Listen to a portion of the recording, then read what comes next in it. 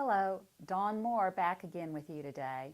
I just wanted to discuss something that was posed to me by a question from an escrow officer this week.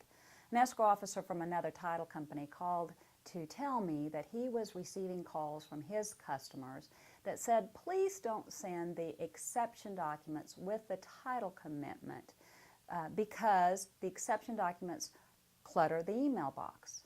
The exception documents are required to be sent to the buyer under paragraph 6B of your contract.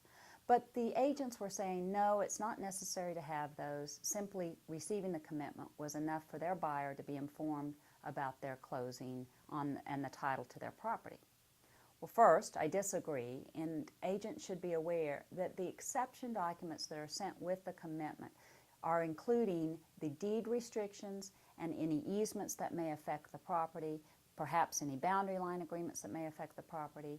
And they're called deed restrictions for a reason, because they actually restrict the use of the property by the buyer. The buyer should be well aware of his restricted uses and be able to review those before he makes a purchase of this property, a largest investment. The other and even equal compelling reason that the buyer needs to receive these exception documents is the contract calls for it. Failure to deliver the commitment and the exception documents under paragraph 6B of the contract allows the buyer to terminate the contract all the way up to closing. Probably an unintended consequence by request that these exception documents don't come with the commitment.